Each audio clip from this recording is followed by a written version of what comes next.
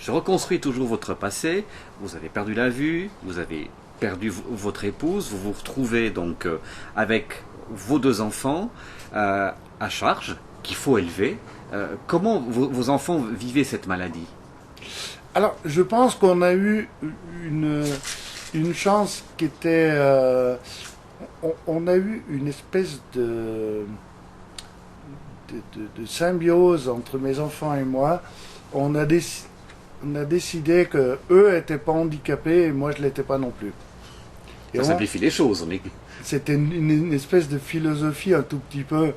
je peux pas l'expliquer. Donc mes enfants sont pas malades et moi je suis pas aveugle. Donc on a vécu en symbiose avec ça, ce qui était assez extraordinaire. Mes enfants m'ont jamais vu comme un handicapé et moi je les ai jamais vus comme gens qui étaient handicapés par rapport à cette maladie orpheline. Par rapport à cette maladie orpheline. Alors c'est vrai que est-ce que c'est une tricherie? Qu'est-ce que c'est? On a composé comme ça. D'où ce que j'ai dit auparavant avec la pédopsychiatre. Elle disait la seule chose qui n'était pas normale chez vous, c'est que vous étiez normaux. Et on s'en est bien sorti, on s'est bien tiré. Alors c'est vrai que c'est un petit peu compliqué parce que c'est clair que lorsqu'on est différent, lorsqu'on est aveugle, qu'on a perdu sa femme, qu'on a perdu son boulot et que nous avons deux enfants qui sont handicapés, qui ont une épée de Damoclès sur la tête et puis qui sont condamnés en fait, on se trouve un tout petit peu seul. Les amis qu'on avait auparavant n'existent plus. Pas tous quand même. Non, mais il y a les nouveaux amis qui arrivent. Il y a justement, c'est là où il y a cette espèce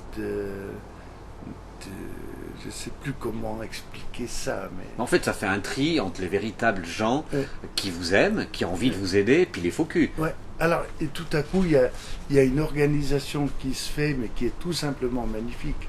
J'ai jamais eu un seul jour où je devais descendre au CHUV pour aller faire un contrôle pour mes enfants. J'ai jamais trouvé un nom au téléphone. Et des gens que je connaissais pas. Bon, il y a l'entourage proche qui est là, qui fait que ça fonctionne. Mais il y avait une espèce de synergie qui s'est passée comme ça.